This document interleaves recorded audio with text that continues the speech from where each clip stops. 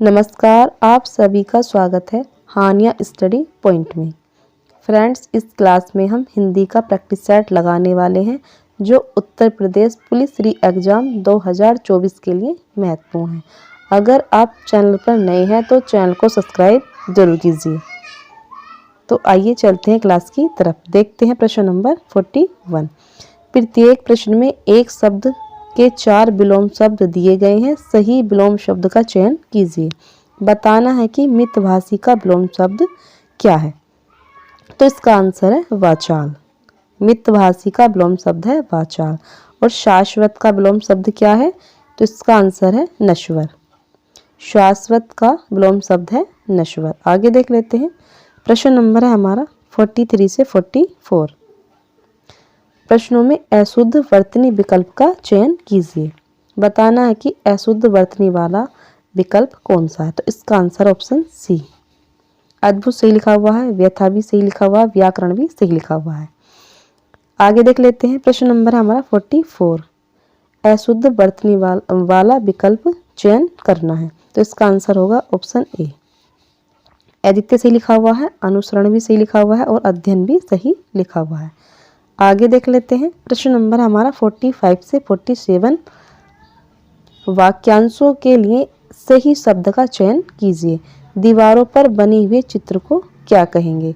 कूटनीति कहेंगे, स्तंभ कला कहेंगे या भित्ति या भित्तिक चित्र? भित्ति चित्र कहेंगे या भित्तिक? तो इसका आंसर है ऑप्शन बी। दीवारों पर बने हुए चित्र भित्ति चित्र कहलाते हैं। आगे देख लेते हैं। प्रश्न नंबर हमारा 46। प्रश्न है युद्ध की इच्छा रखने वाला इसके लिए क्या कहेंगे? तो इसका answer option B. Option B सही है। आगे देख लेते हैं। 47। समुद्र में लगने वाली आग। समुद्र में लगने वाली आग को क्या कहेंगे? दावानल, बड़वानल, जठराग्नि, जलांग्नि? तो इसका आंसर है ऑप्शन बी। ऑप्शन बी सही है। दावानल जंगल में लगने वाली आग को कहेंगे और जठराग्नि जो है ये है पेट में लगने वाली आग, जठराग्नि। आगे देख लेते हैं। प्रश्न नंबर है हमारा 48 से 49। निम्नलिखित प्रश्नों में 4 विकल्प दिए गए हैं। इनमें एक तद्भव शब्द है। आपको तद्भव शब्द का चयन करना है। कूदना, कुर्दन, करकट, कृत्य। बताना है कि तद्भव शब्द कौन सा है। तो इसका answer option A. Option A सही है। आगे देख लेते हैं। प्रश्न नंबर हमारा 49। बताना है कि तद्भव शब्द कौन सा है। खजूर, खजूर, क्षत्रिय, खरपर? तो इसका आंसर है ऑप्शन बी, खजूर। ये तद्भव शब्द है। आगे देख लेते हैं। प्रश्न नंबर हमारा 50।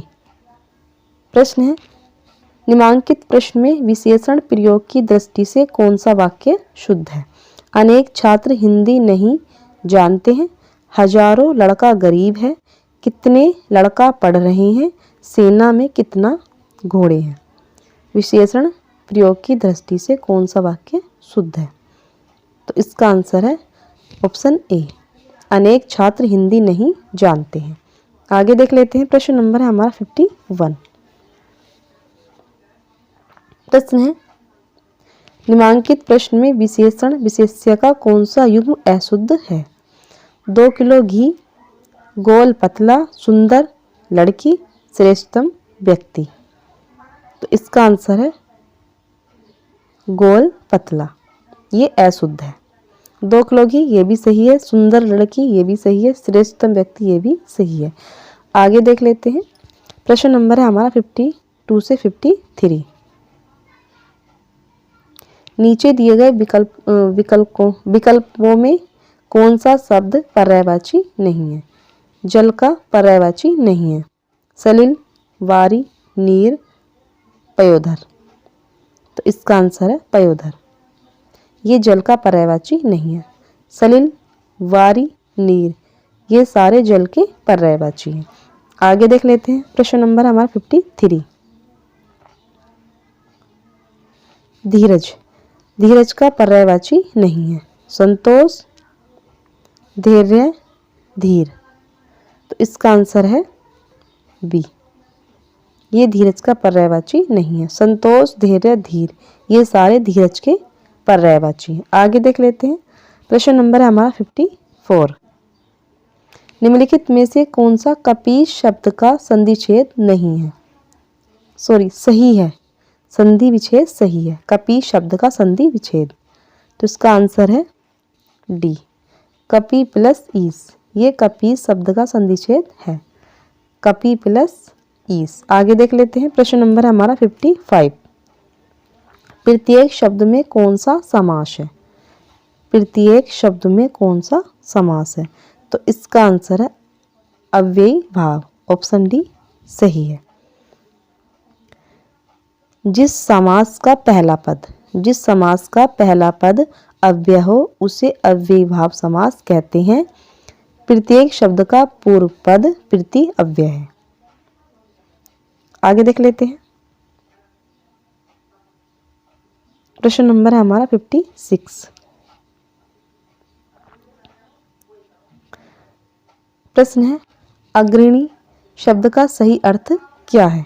नेतृत्व करने वाला, नियंत्रण करने वाला, भविष्य का विचार करने वाला, अनुशासन पसंद करने वाला। तो इसका आंसर है ऑप्शन ए। आगे देख लेते हैं। प्रश्न नंबर है हमारा 57। प्रश्न है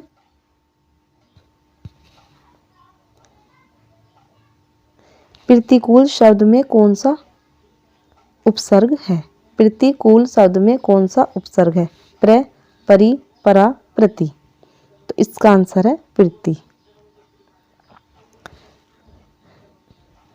आगे देख लेते हैं। प्रश्न नंबर है हमारा 58। प्रश्न है निम्नलिखित में से कौन सा शब्द अंक शब्द का अनेकार्थक नहीं है? निशान, गोद, संख्या, अंश। तो इसका आंसर है अंश। अंक शब्द का अनेकार्थक नहीं है। निशान, गोद, संख्या है। आगे देख लेते हैं। प्रश्न नंबर हमारा 59। निम्नलिखित में से कौन सा शब्द प्रत्यय रहित है? अध्यापक, गायिका, प्रिया, नैतिक। तो इसका आंसर है अध्यापक। आगे देख लेते हैं। प्रश्न नंबर है हमारा 60।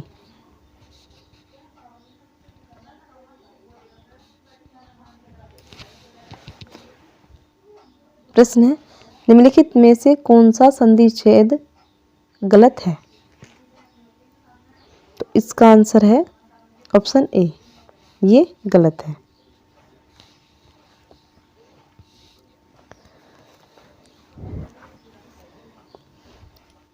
आगे देख लेते हैं। प्रश्न नंबर है हमारा 61। प्रश्न है जली कटी सुनाना मुहावरे का अर्थ है? बुरा भला कहना, सत्य बोलना, आप्त वचन बोलना, शास्त्र सम्मत कहना। तो इसका आंसर है बुरा भला कहना। ऑप्शन ए सही है। आगे देख लेते हैं। प्रश्न नंबर है हमारा 62। कन्यादान शब्द में कौन सा समास है? तो इसका आंसर है संबंध तत्पुरुष। ऑप्शन बी सही है। कन्यादान शब्द में कौन सा समास है? तो इसमें समास है संबंध तत्पुरुष। आगे देख लेते हैं। प्रश्न नंबर है हमारा 63। प्रश्न है दिनों का फेर होना मुहावरे का अर्थ है? दिनों का फेर होना, निरंतर लाभ होना, निरंतर हानि होना, भाग्य का चक्कर, समय किसी की प्रतीक्षा नहीं करता। तो इसका आंसर है भाग्य का चक्कर, दिनों का फेर होना। आगे देख लेते हैं। प्रश्न नंबर है हमारा 64। दैत्य का प्रत्यय है? दैत्य में प्रत्यय है, तो इसका आंसर है ऑप्शन ए। आगे देख लेते हैं। प्रश्न नंबर है हमारा 65। प्रश्न है हिंदी भाषा को राजभाषा कब घोषित किया गया? हिंदी भाषा को राजभाषा कब घोषित किया गया? ये किया गया था 14 सितंबर 1949 में। ऑप्शन ए सही है। आगे देख लेते हैं, प्रश्न नंबर है हमारा 66।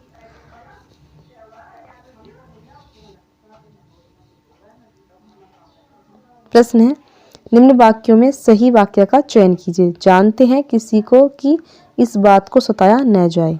जानते हैं इस बात को कि किसी को सताया न जाए। इस बात को जानते हैं कि किसी को सताया नहीं जाए। इस बात को जानते हैं कि किसी को सताया न जाए।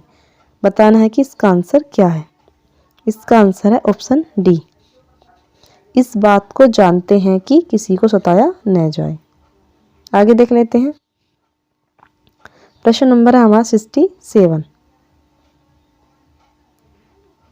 प्रश्न है, दोहा और चौपाई कैसे छंद है। दोहा और चौपाई कैसे छंद है। तो इसका आंसर है मात्रिक छंद। ऑप्शन ए सही है। आगे देख लेते हैं,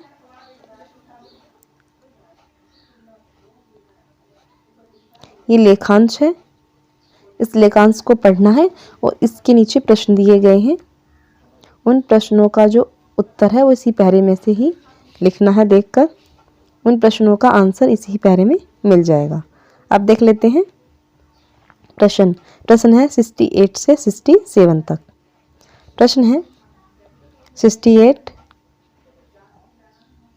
विज्ञान ने हमारी चिंतन प्रक्रिया पर किस प्रकार प्रभाव डाला है। तो इसका आंसर है, हम अपने परंपरागत मूल्यों को तर्क और बुद्धि की कसौटी पर रखने लगे हैं। ऑप्शन ए सही होगा। ये पहले का ही प्रश्न है। आगे देख लेते हैं, प्रश्न है 69। प्रश्न है, वैज्ञानिक चिंतन से क्या परिवर्तन हुआ है। तो इसका आंसर है ऑप्शन बी। ऑप्शन बी सही है। हमारी भौतिक दूरियां सिमट जाने से विश्व मानवता की परिकल्पना साकार हुई है। फलस्वरूप अंतर्राष्ट्रीयता की भावना का विकास हुआ है। आगे देख लेते हैं, प्रश्न नंबर है हमारा 70। ये भी पहले का ही है, लेखांश का ही प्रश्न है। विज्ञान ने किन नए मूल्यों के निर्माण में सहयोग दिया है। तो इसका आंसर है, रंग भेद व नस्लवाद को बढ़ावा दिया है। आगे देख लेते हैं, प्रश्न नंबर है 71। प्रश्न है, क्या आज के सभी मूल्य नवनिर्मित ही हैं। तो इसका आंसर है नहीं, अधिकांश पुरातन मूल्य ही संशोधित रूप में आ रहे हैं। आगे देख लेते हैं, नेक्स्ट प्रश्न है, ये लास्ट है पहले का। उपयुक्त गद्य अवतरण का उपयुक्त शीर्षक है। तो इसका आंसर है मूल्य चिंतन। आगे देख लेते हैं, प्रश्न नंबर है हमारा 73। प्रश्न है, इनमें से कौन सा कवि अष्टछाप का कवि नहीं है।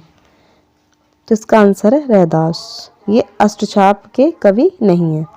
आगे देख लेते हैं, प्रश्न नंबर है हमारा 74।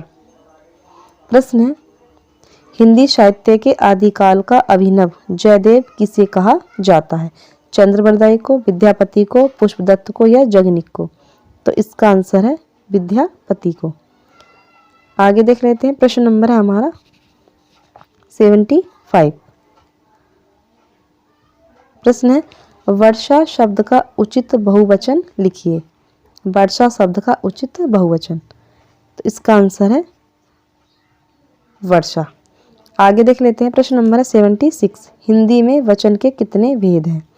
1, 3, 2, 4। तो इसका आंसर है 2। हिंदी में वचन के 3 भेद हैं और संस्कृत में हिंदी में वचन के 2 भेद हैं। आगे देख लेते हैं, प्रश्न नंबर है हमारा 77। प्रश्न है, मगरमच्छ का स्त्रीलिंग है। तो इसका आंसर है मादा मगरमच्छ। आगे देख लेते हैं, प्रश्न नंबर है हमारा 78। प्रश्न है, निम्नलिखित में कौन शब्द पुल्लिंग में प्रयोग नहीं होता। हाथी, दही, नदी, पानी। तो इसका आंसर है नदी। पुल्लिंग में प्रयोग नहीं होता। आगे देख लेते हैं, प्रश्न नंबर है हमारा 79। प्रश्न है, हिंदी में कितने कारक हैं। 10, 9, 7, 8। तो इसका आंसर है 8। हिंदी में 8 कारक हैं। आगे देख लेते हैं, प्रश्न नंबर है 80। के लिए किस कारक का चिन्ह है। के लिए कर्म, संप्रदान, संबंध, करण। तो इसका आंसर है संप्रदान। फ्रेंड्स, ये थे हमारे 40 प्रश्न। आपने कितने प्रश्नों को सही किया है कमेंट्स बॉक्स में ज़रूर बताएं। अगर आप चैनल पर नए हैं तो चैनल को सब्सक्राइब जरूर कीजिए। धन्यवाद।